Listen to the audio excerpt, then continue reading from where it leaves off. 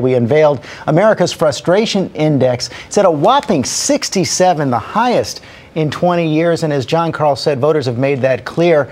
Senator Blanche Lincoln in Arkansas may have escaped that frustration with the establishment with incumbents, but the establishment took hits just about everywhere else, especially South Carolina, where Nikki Haley, who wasn't well known when the governor's race began, has beaten out the lieutenant governor, the attorney general, and a 4-term member of Congress to take a big lead into the runoff. And State Representative Nikki Haley joins us now.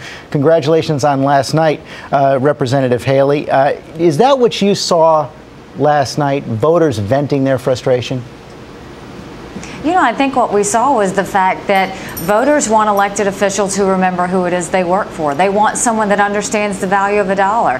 They are tired of backroom deals. They want to make sure there's more transparency and accountability, and it certainly showed in South Carolina, and I think we're going to continue to see it show across the country. You did face a very, very tough campaign. I know South Carolina has a reputation for that. As John Carl reported, 2 men who had some connections to rival campaigns said they had affairs with you. And last night, the man you faced in the runoff, Congressman Barrett, said character is not one of the things that matters. It's the only thing that matters. Do you expect more incoming during the runoff?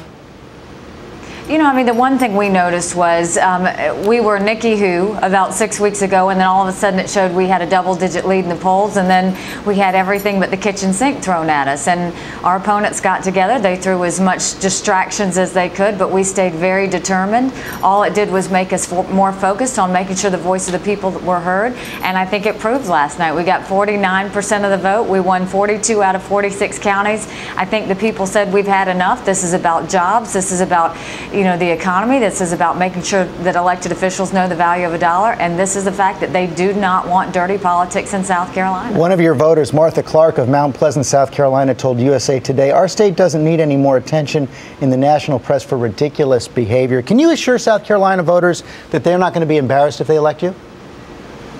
You know, I mean, the thing is, what I can assure South Carolina voters is no, they won't be embarrassed if they elect me, but what they will get someone is try to get the voice of the people out. We are long past electing someone because they look good in a picture or they hold a baby well.